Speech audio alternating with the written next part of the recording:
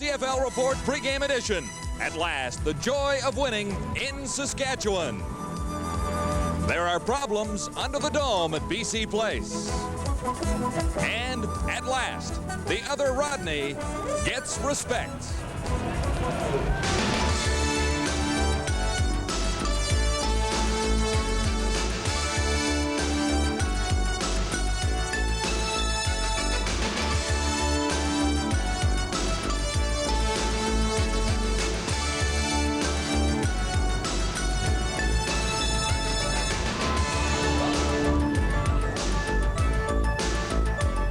The CFL Report, brought to you by Foster's Lager, the Golden Throat Chama. And the Golden Boy, perched atop the legislative buildings in Winnipeg, Manitoba, the capital of this province. Welcome to the CFL Report. We're live on the sidelines at Winnipeg Stadium. Ahead today, the Saskatchewan Roughriders and the Winnipeg Blue Bombers, their fourth meeting of the season. The Roughriders have won 2, the Blue Bombers have won 1. And it's a pleasure to be working alongside Leif Pedersen once more as we look back to the news of this week in Canadian football. And in some ways, it has been a tough week for teams like the Argonauts losing Gil Fennerty and the Hamilton Tiger Cats losing their quarterback Mike Kerrigan. Well, it's really tough, John, especially at this time of the year. You really want to make a run at first place. Of course, all the teams do, and you want to have the best possible team on the field that you can. And injuries like that, I understand Fennerty will not be back this year. Mike Kerrigan suspected shoulder problem. We don't know if he will be back, but those blows are devastating. Let's deal with the positive side of this football afternoon and this football season in a lot of ways. The resurgence of those green and white Rough Riders. It has been a great story in Canadian football in 1988. Well, it really has, and you know why? Because Saskatchewan, unlike any other team in the Canadian Football League, has fans in every CFL city. So, you know, when they travel here to Winnipeg or where they go to Toronto, they've got somebody up there rooting for them, and I think it's great for all the fans across the country. Well, the Flame will be here this afternoon and many other Rough Rider fans to cheer on Saskatchewan as the Rough Riders look for their 9th win of this 1988 CFL season. Week 12 is halfway complete. We'll present the Rough Riders and the Blue Bombers this afternoon. But first, a look back to the first 2 games of this week, beginning with Toronto in Calgary. You may remember the last time the Calgary Stampeders and the Toronto Argonauts played, Gil Fennerty ran for over 200 yards. This time, however, Fennerty broke an ankle midway through the second quarter. He'll be gone for at least a month, and that's probably a huge blow to the Argos' Grey Cup drive. This game also marked the return of the tank, Doug Landry, now playing for Calgary and against his former teammates, but Landry could do nothing to stop the potent Argos passing attack. This is Pernell Moore, 71-yard pass and run. Gil Renfro threw for over 400 yards as the Boatmen come away with a 42-25 win over Calgary. Saturday night's game between the Hamilton Tiger Cats, BC Lions had just about everything. Case in point, Matt Dunnigan's pass picked off by Les Brown. He alertly hands it off. Lance Shield takes it in 42 yards for the Major. Ticats led it by 8 midway through the first half. After that, time for Earl Winfield to make an appearance, and guess what? Winfield returns the punt, 85 yards, his 11th touchdown of the season. Hamilton led at halftime, 21-7. But the Lions roar back. Second half led by Matt Dunnigan. BC trailed by 6 with just over a minute left, and that's when Dunnigan connects with Anthony Parker. 43 yards. The Lions were just trying to hold on as they led by 1. And so it came down to one last field goal try by Paulus Baldiston. 2 seconds left. His kick sails wide. Larry Crawford runs the ball out to preserve the win. BC holds on in a thriller to beat Hamilton. Final 24-23. And here are the standings. First in the Western Division as we get ready for action in Winnipeg this afternoon. A tie for the top, the Edmonton Eskimos and the Saskatchewan Roughriders. The BC Lions move up a notch past the Calgary Stampeders, the result of a victory last night. And in the Eastern Division, the Argos leading the Tiger Cats by 4 points. The Blue Bombers have their chance to get even with Hamilton if they can pull off a victory over the Saskatchewan Roughriders here at Winnipeg Stadium this afternoon. So that gets you set for action here today. Let's look back to the Foster Stars of last week. Some outstanding performances. First, the honorable mentions, and then our star of the week. Toronto quarterback Gil Renfro earns honorable mention. Renfro led the Argos to a big win over Edmonton last Sunday, throwing for 418 yards and 3 touchdowns. Winnipeg safety Benny Thompson also earns honorable mention. Thompson had 2 sacks and made life miserable for Ottawa quarterbacks as the Bombers rolled over the Rough Riders. But the Foster's award goes to defensive lineman Rodney Harding of the Argos. Harding spent most of Sunday afternoon in the Eskimo backfield, sacking Tracy Ham 5 times and making 4 solo tackles. That performance good enough to earn Rodney Harding the Foster Star of Week 11 in the CFL. And the top Canadian performance? Milson Jones of the Saskatchewan Roughriders. An outstanding running game against the Hamilton Tiger Cats. Jones carried the ball 10 times for 110 yards and 2 touchdowns in leading the Green Roughriders over Hamilton. Milson Jones, the Canadian star for Week 11 in the CFL. And Milson Jones is a former Winnipeg Blue Bomber. He's had tremendous success for the Roughriders against the Blue Bombers so far this season. Jones has scored 5 touchdowns for Saskatchewan against Winnipeg. We'll be right back.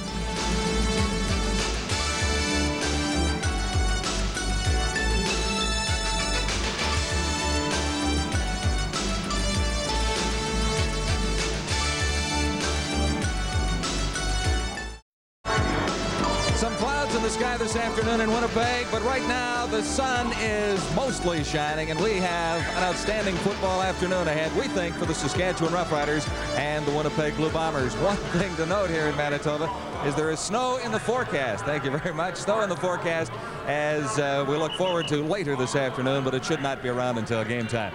There are some problems in British Columbia. Matt Dunnigan helped out the Lions with a big win last night, but that doesn't get rid of all the problems that the Lions have faced under the dome in 1988.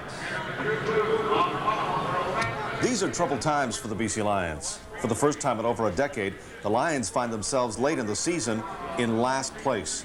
At times, the problems of the Lions have almost looked comical. Dropped passes, missed assignments, and just plain bad luck. You name it, and the Lions have seen it over the last 3 weeks. And now the losing is starting to become contagious. Well, personally, I've been around here 7 years, so I know what it takes to win, and I've seen, a lot of things happen in the 7 years I've been here, but maybe some of the younger guys are starting to question themselves as far as, it's a long season, especially your first couple in the league, and, we're more than halfway done now, and the college season would be over by now, and we're just going to have to look in the mirror, like I said, and dig down deep, because we're going to have to get a lot better effort than we've had in the past 3 weeks. The problems on the field have now spread into the stands. Losing is bad business. Attendance is down at BC Place, and at this rate, the team could lose as much as $2 million this year. Which brings us to this man, Jim Pattison. The man who brought Vancouver Expo 86 is now rumored to be interested in buying the BC Lions. In the meantime, all this has left some of the players wondering if they will get paid this week. The media was really bringing it up, and most of the players were unaware, and really has been no problems that way. There's always rumors being started, and it's just the way it is in the CFL these days. You never know what to believe, but we don't have any control over it, and I think most guys realize it really it's not going to help their play one bit, so why worry about something you can't control? Just take care of our job on the field, and everything else hopefully take care of itself. And that brings us full circle. The Lions still control their own destiny, both on and off the field.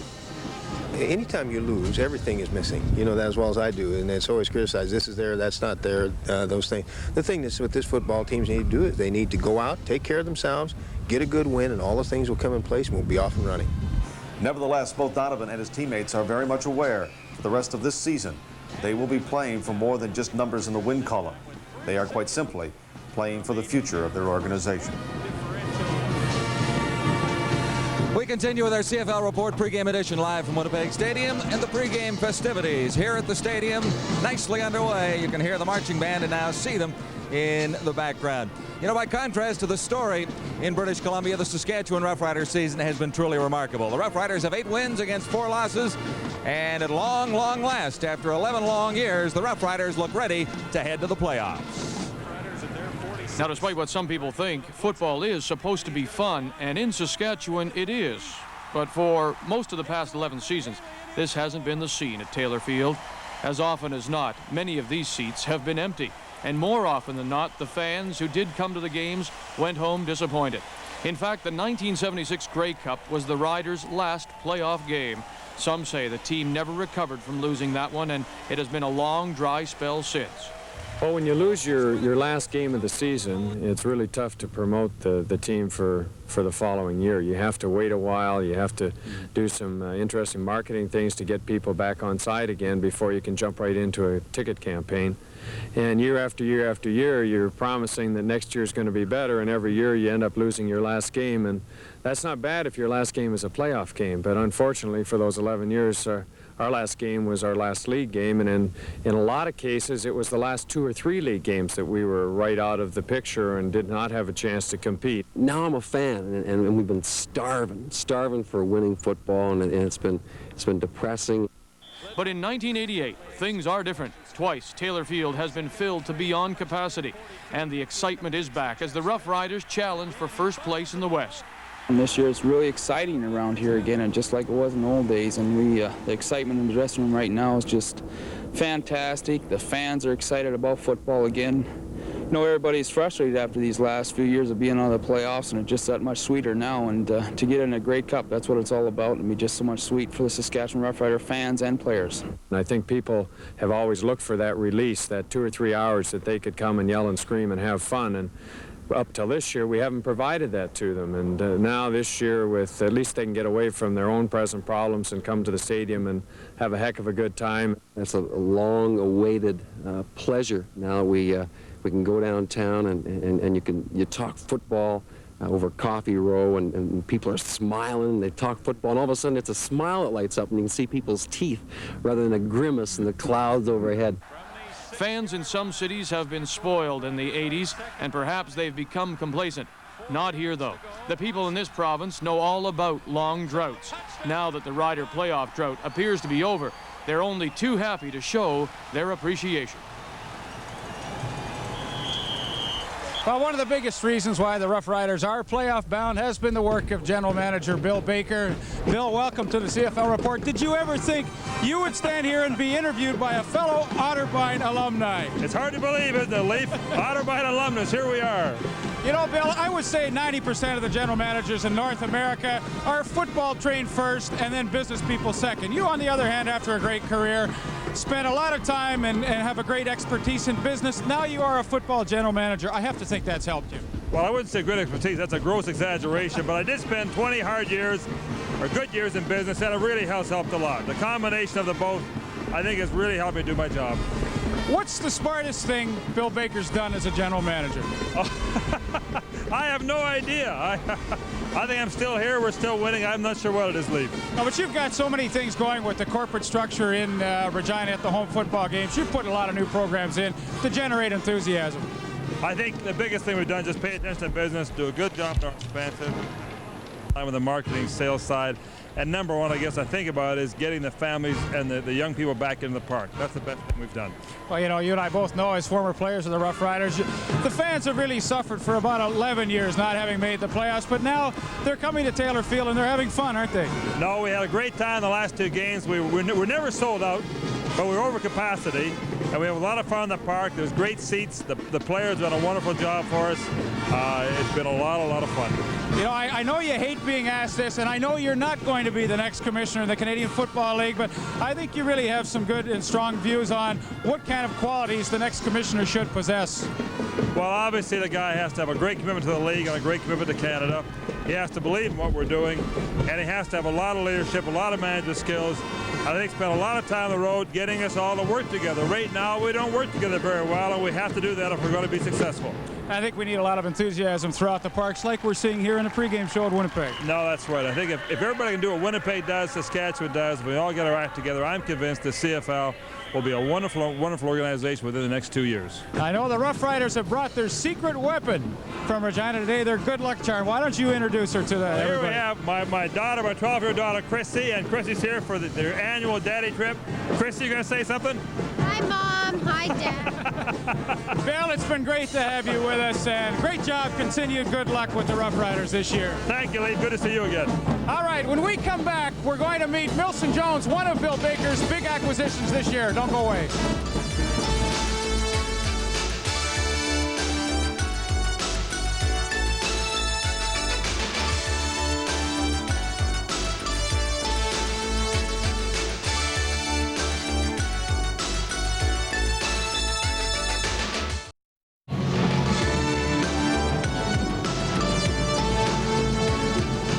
back to the CFL Report, the pregame edition from Winnipeg Stadium as we get set for the Rough Riders and the Blue Bombers, their 4th meeting of 1988. The Rough Riders lead the season series 2-1. One of the big reasons for that is the guest standing by with Leif Pedersen right now.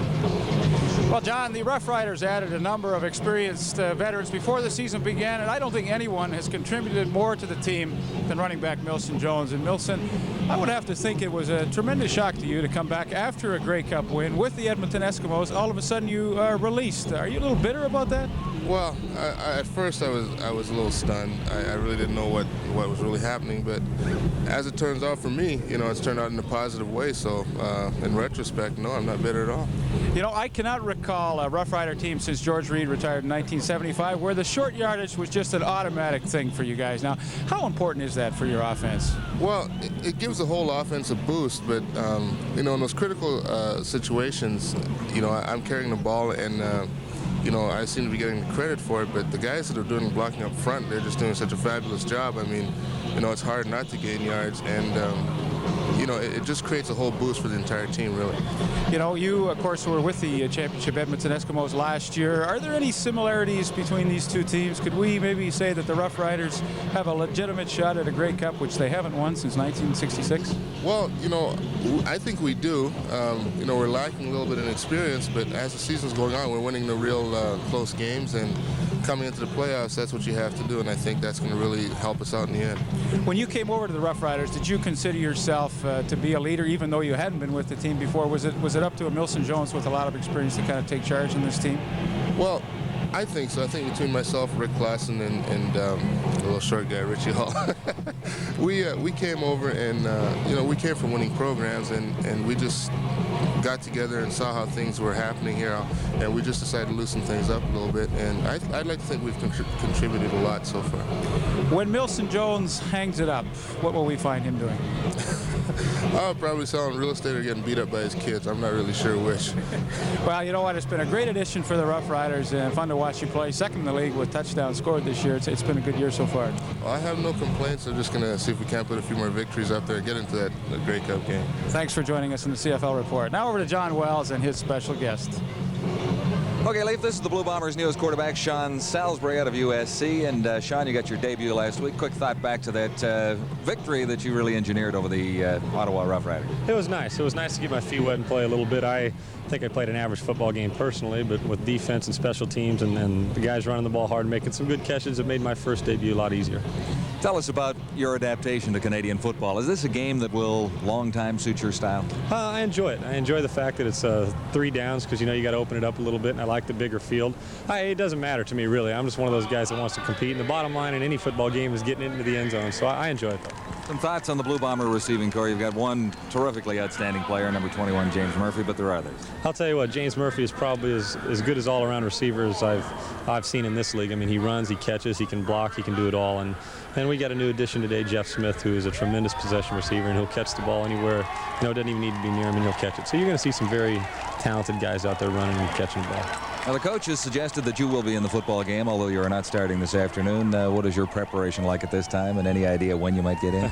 First of all, I don't know when I'm going to get in. I just keep myself prepared. I prepare every week like I'm going to play, simply because I'd hate to go in there and not be ready. So I stay on top of it mentally, and physically it's just a matter of adjusting to it as the game gets going on. So I prepare myself. I don't know when I'm going in, but hopefully I'll get the chance to. Now, you have not seen the Saskatchewan Rough Riders close up. By that I mean on the field. This is a pretty tough defensive football team, and very tough up front in particular. Oh, they're very tough. I've been fortunate enough to see them standing on the sidelines a few times. They got a tremendous pass rush, and they got some great athletes that run the football. And then not only do they score points on offense, but they prevent you from scoring points and make the quarterback hurry his throws because they got a great pass rush. So it's going to be one of those games that's going to be won in the fourth quarter.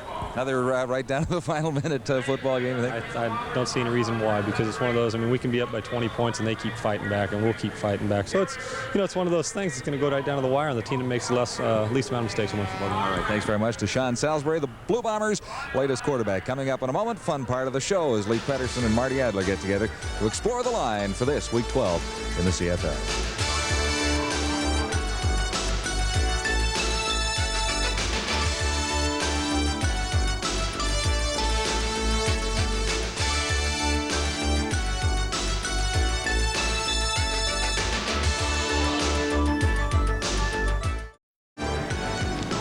Welcome back. Snow's in the forecast for Manitoba tonight, believe it or not. Right now, reasonably sunny skies. It should hold and be a beautiful afternoon for the Rough Riders and the Blue Bombers as we continue live with the CFL Report. Fun time of the show now as we bring in Marty Adler, but we'll give the first shot to you this week. Marty was a little off last week. Well, it's plain and simple. Marty was 1 for 3 last week. You know, he went with Ottawa. Not a good move. I was 3 for 3. I'm just rounding into mid-season form right now, John. All right, let's see how Marty sees the final 2 games of this week in Canadian football.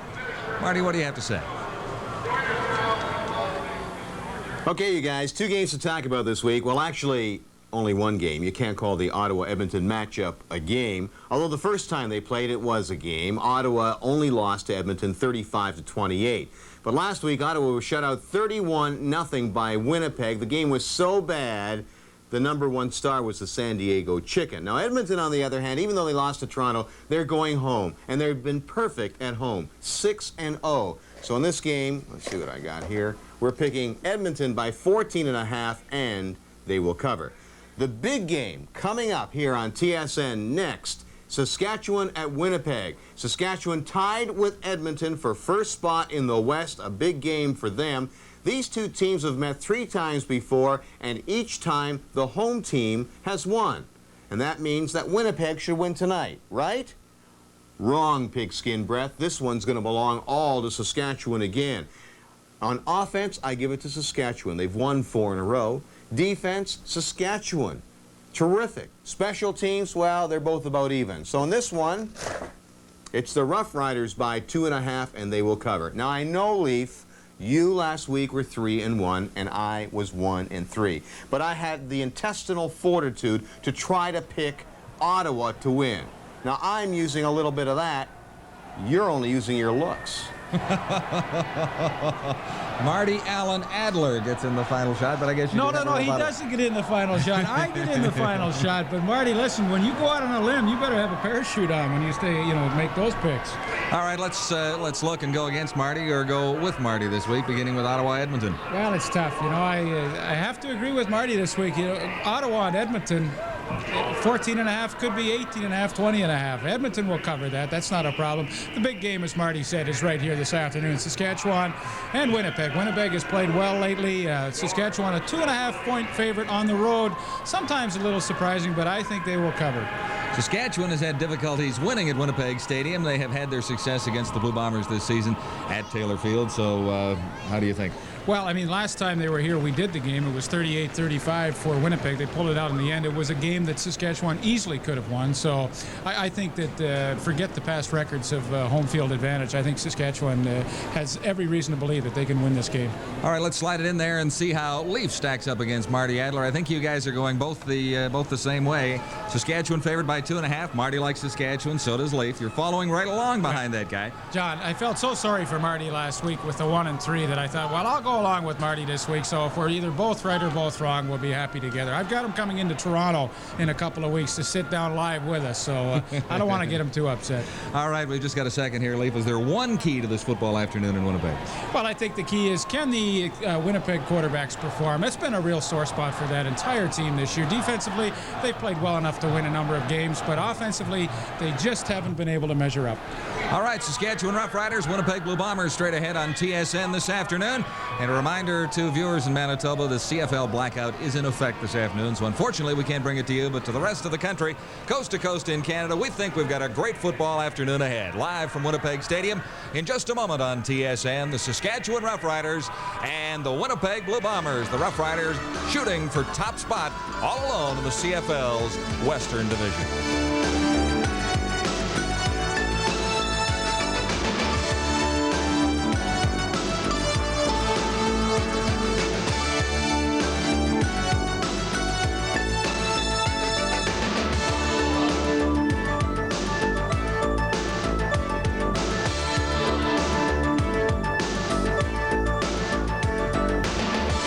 CFL Report is brought to you by Foster's Lager, the Golden Throat Chama.